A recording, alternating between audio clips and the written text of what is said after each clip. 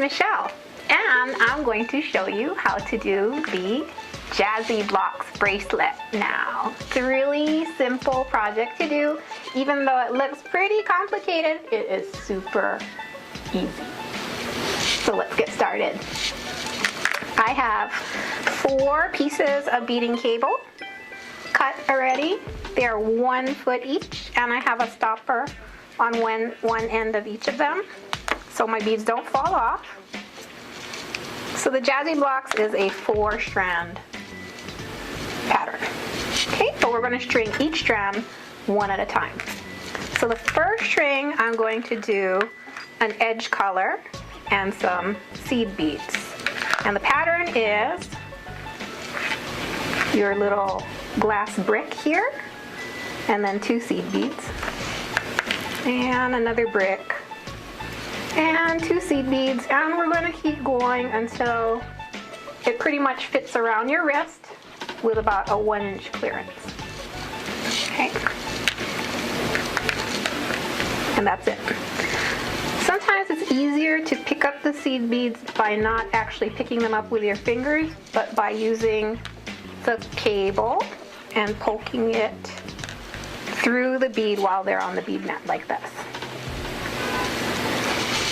But I find it easier to pick up the bricks, so pick them up with your fingers. Okay? And the closer you hold to the tip of your beading cable, the better control you have over it. So I'm holding it only about 1 inch away from the tip like this. Okay, because if you hold it back here, then it wobbles all over the place. You're going to string up anywhere between 20 to 25 bricks depending on how big your wrist is. So now I have my first row strung. I'm going to put a stopper on this end to keep the beads from falling off. Like this. And then we're going to start with our second row. New piece of string.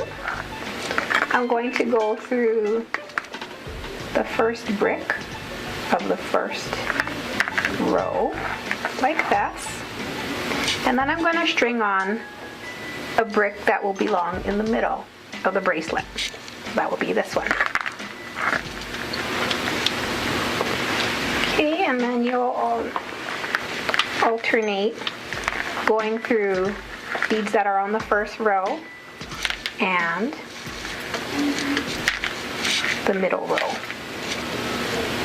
So these little beads are neat because they have 2 holes. They're kind of fun. They're like Legos.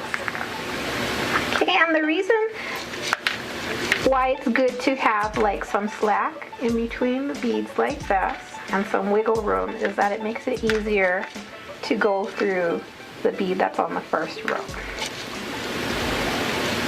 Because if all the beads were shoved together, it'd be really hard to get the new bead in between the beads that are already there. And I'm done with the second row, ready to start the third. Okay, new piece of string. And so we're going to do string on the third color of brick and go through the middle. Okay, here's my edge color, and I'm going to go through the middle brick. And again, we're going to string on a brick and go through a brick. We're using 0.019 diameter beading cable for this particular project. It is a medium weight cable, and the reason why we're using this diameter as opposed to a thinner one is that we like the bracelet to have a little bit of body to it and a slightly stiffer feel. When we tried it with the fine diameter cable, it was a little wobbly and it didn't feel as sturdy. That's why we're using this. And we're done with row 3. Last row.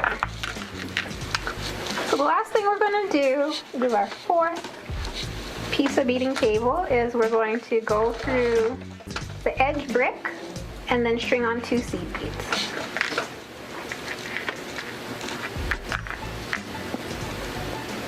Okay. Like that, and that will zip our edge shut.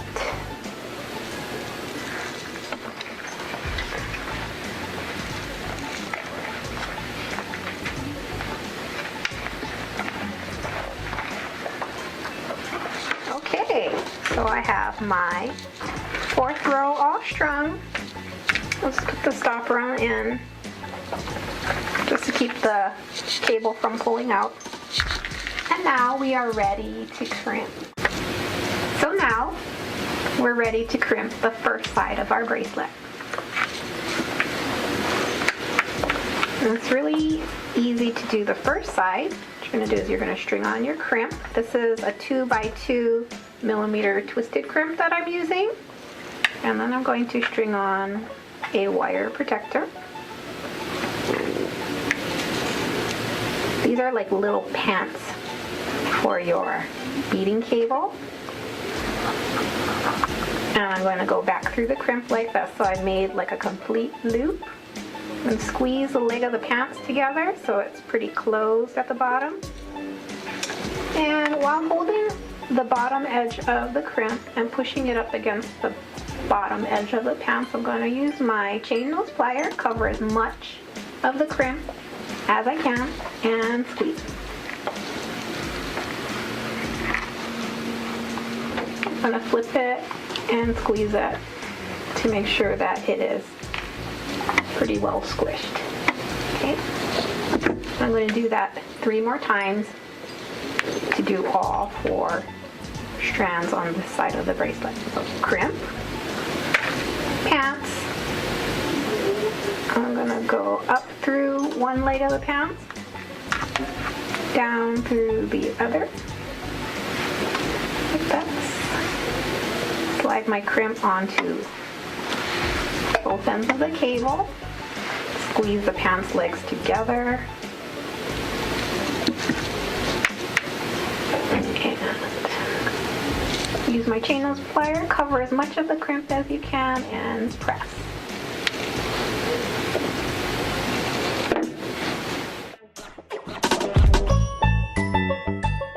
The reason why we're not crimping it directly to the 4-strand clasp that we have here is that on the bracelet there's not enough slack or distance in the ends of the bracelet for it to be comfortably attached to the loops on the clasp.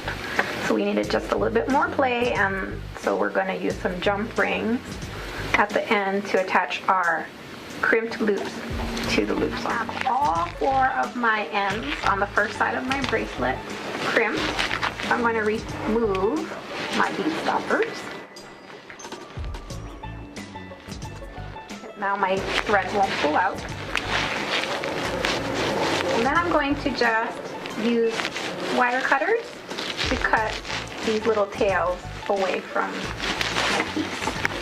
You want to make sure that you're clipping the short tail away and not the that all your beads are strung on. So just be careful and just cut as close to the crimp as you can get.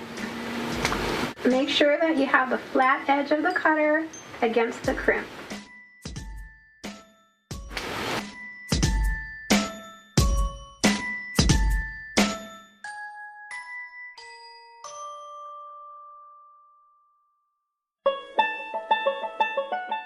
So on this one, again, we're going to string crimp, the wire protector, little pants,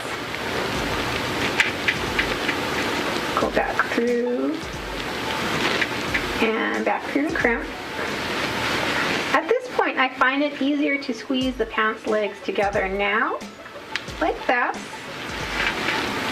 and pinch the wire protector with your thumb and your forefinger as you pull the slack out. Like this, and it starts to draw the crimp and the wire protector closer to your beads.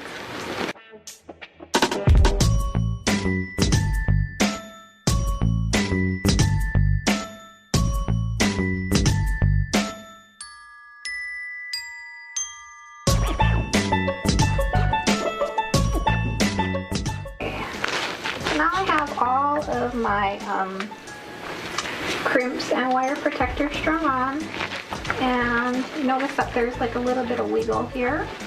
So we'll just want to flatten our piece and kind of push against the crimps on this end so that it feels relaxed.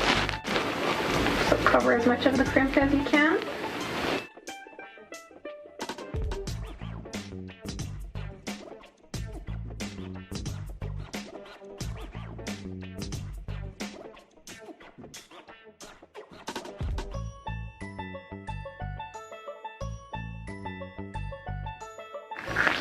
And again, smooth it out every so often and make sure that there's no extra slack on this end of the bracelet. You don't want to see any beading cable.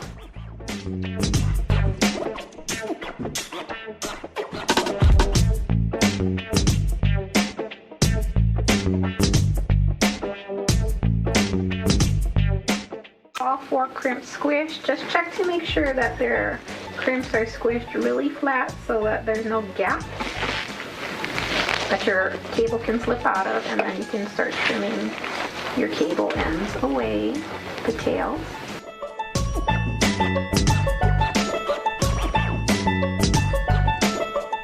Now we're ready to attach our 4-strand clasp to the ends of our bracelet.